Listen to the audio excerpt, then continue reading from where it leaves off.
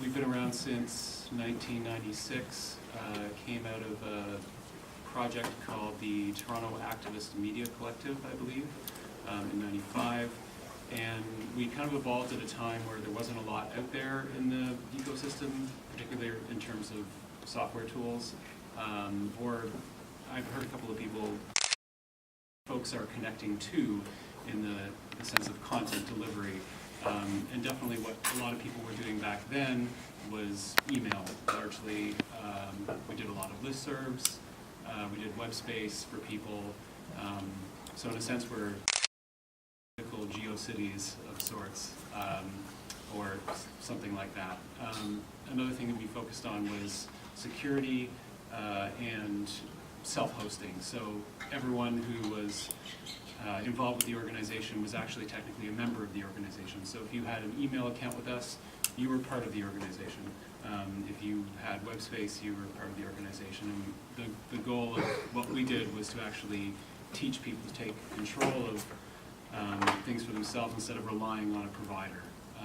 So we were, in a sense, a provider, but we weren't actually building physical networks. We were obviously piggybacked on other people's physical networks. Anyway, yeah, that's sort of us in a nutshell. We were much more active back in the day. We still exist, and we do sort of projects on a basis of us individually having energy to do it. And we still, it's still largely political, I would say, is our focus. So maybe there's some segue into some of the discussion that will happen here. Cool. Yeah, absolutely.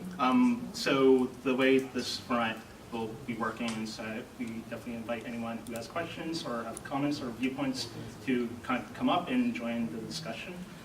We do have a few free chairs up front, so if you want to be kind of more upfront about the conversation, then please make your way up here. So the title of this panel has been kind of focused around history, but it seems like we have these glimpses of possible futures and the sense of melding between people and technology and different organizations and different kind of interests. And Ziggy, with your museum, or with Brooks Museum, where do you see it kind of evolving, knowing that there are a lot of different projects and other kind of precedents happening today? Well,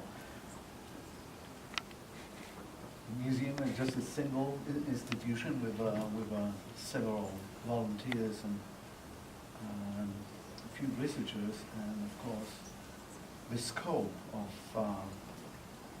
what's going on in Canada, not only in terms of networking, but software in particular right now, is enormous. But nevertheless, our main objective is just to record as much as possible. This is about history, but of course future at some point will become history. So even here, I'm just listening from the point of view what kind of information is definitely worthwhile saving and protecting. And I had a lot, quite a lot. So to me, it's also an opportunity to reduce my degree of ignorance about what's really going on and connecting with people and creating more and more boxes. I think every initiative is a contribution, and we would like to record the Ontario and Toronto scene. And as I mentioned, communication technologies, networking is one of the focuses of our current work. So what do I see? Again, in the past, going back to, again, 1960s, 1970s, 1980s, lots of initiatives. I don't think that things will change dramatically. We'll see all these initiatives. Here's an example. And even comparing this with history of mathematics or physics, we are just at the very, very, very beginning. In 10 years, 15 or 20 years, things will be not only different, but very, very interesting. From technology point of view, from social point of view, from political point of view. This will be very, very significant parts, and of course, autonomous devices, autonomous networks will be a big, big issue. Okay. paying attention to all these little changes and big changes, and especially about Toronto, Ontario, and Canada. That's our focus. So maybe some of the big changes, this is a question generally to the panel.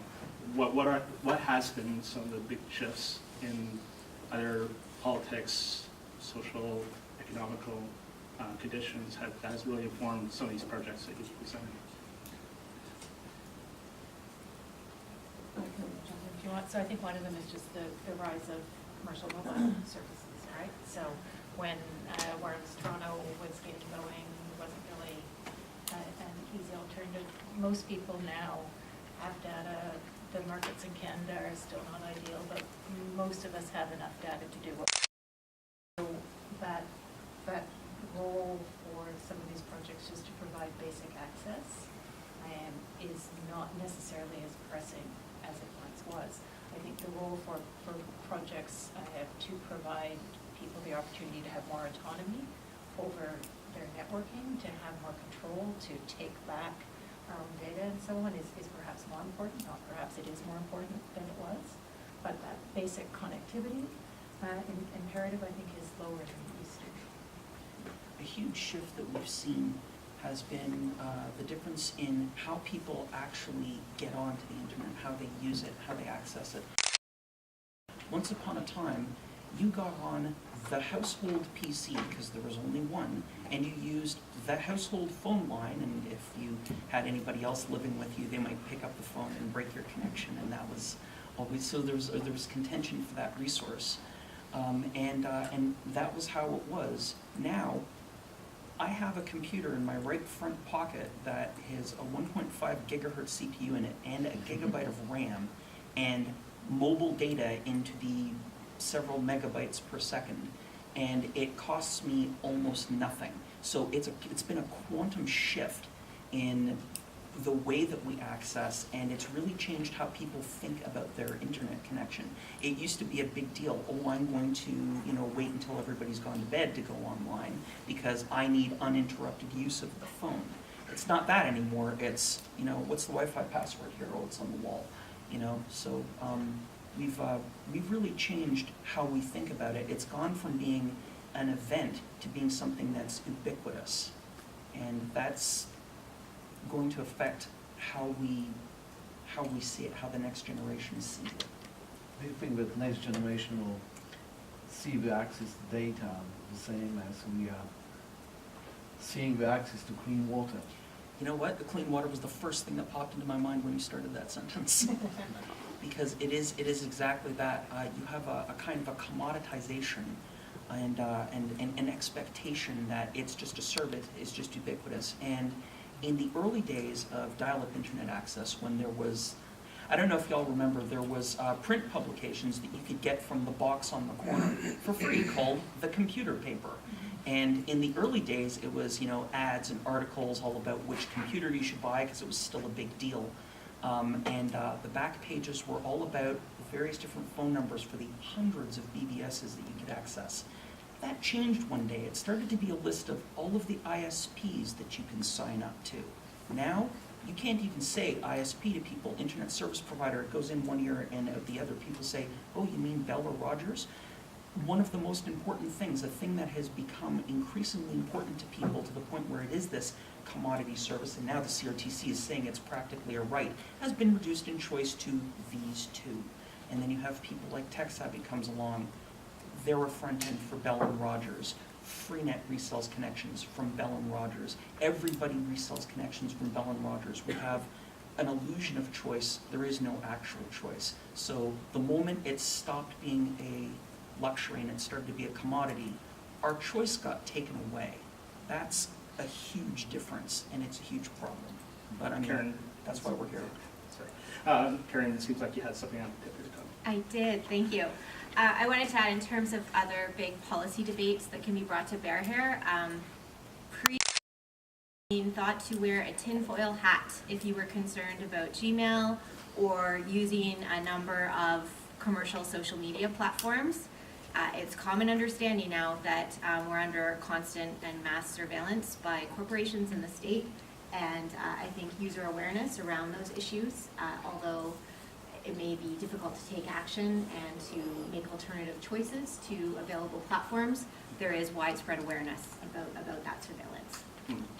That at least is an opportunity. That is an opportunity. I mean, it's only, 2010 that Gmail was providing SSL encryption by default on your webmail connection. So, and Yahoo was years after that, I think. So that is an opportunity, but I think user expectation has grown through, like, in terms of the ubiquity of the connection.